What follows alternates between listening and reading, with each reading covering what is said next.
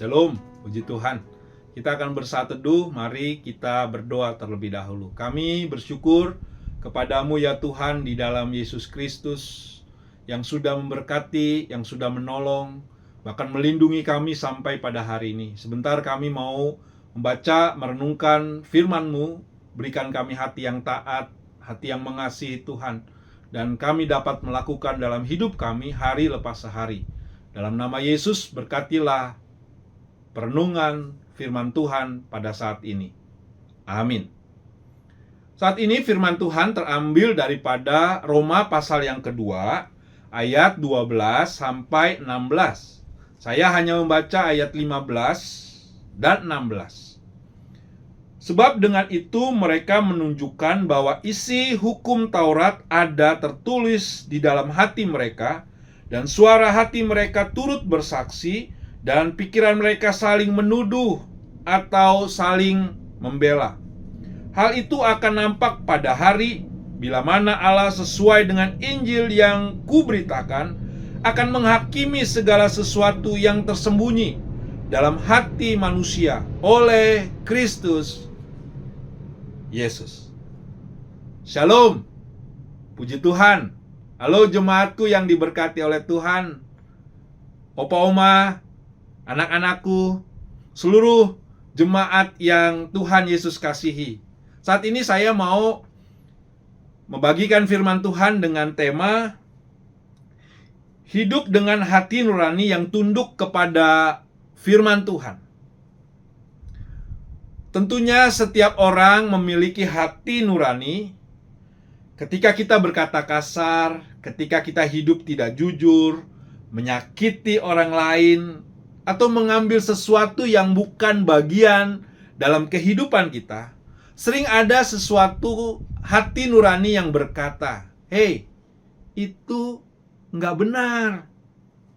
Sebaliknya, ketika kita melakukan hal yang benar, meskipun tidak ada yang melihat, tidak ada yang mengetahui, tetapi kita merasa ada sukacita dan ketenangan.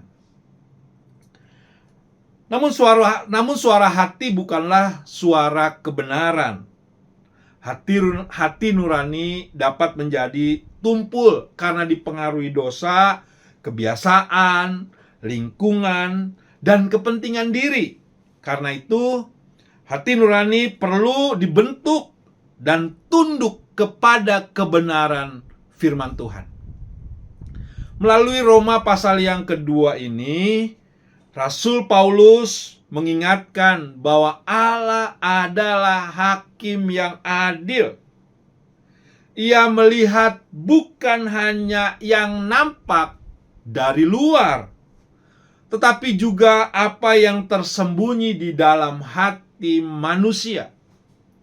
Melalui kitab Roma ini, Bapak Ibu, jemaat yang dikasihi Tuhan, kita belajar di mana Paulus menulis suratnya kepada orang Roma. Pasal yang pertama, Paulus menjelaskan bahwa bangsa-bangsa yang tidak mengenal Allah tetap bersalah karena mereka menolak kebenaran Allah yang dinyatakan melalui ciptaan. Dalam pasal yang kedua, Paulus bicara kepada orang Yahudi yang memiliki Taurat. Mereka tidak boleh merasa lebih besar hanya karena mengetahui hukum Taurat. Paulus menegaskan bahwa mengetahui hukum atau mengetahui firman tidak sama dengan melakukan firman. Nah, melalui Roma pasal yang kedua ayat 12 sampai 16 ini mau menekankan bahwa Allah menghakimi manusia dengan adil. Orang Yahudi memiliki Taurat tertulis, sedangkan bangsa-bangsa lain memiliki kesaksian hati nurani. Semua manusia tetap membutuhkan anugerah keselamatan melalui Yesus Kristus. Nah, poin yang mau saya sampaikan yang pertama, Allah tidak hanya melihat pengetahuan, tetapi ketaatan. Melalui ayat 12 sampai 13 ini, Paulus berkata, bukan orang yang mendengar hukum Taurat yang benar di hadapan Allah, tetapi orang yang melakukan hukum Tauratlah yang akan dibenarkan. Bagi kita hari ini, mungkin kita sudah mendengar khotbah, membaca Alkitab, mengikuti ibadah, dan mengetahui banyak firman Tuhan. Namun pertanyaannya, bukan hanya seberapa banyak firman yang kita hafal, melainkan seberapa banyak firman yang sudah kita lakukan. Kita dapat mengetahui bahwa pengampunan itu benar, tetapi kita masih menyimpan kepahitan. Kita tahu kejujuran itu penting, tetapi mungkin kita masih tergoda untuk hidup tidak jujur. Kita tahu harus mengasihi keluarga, tapi kadang-kadang kata-kata kita justru melukai orang-orang yang kita kasihi. Firman Tuhan harus turun dari kepala ke hati, lalu terlihat dalam tindakan dan perbuatan kita.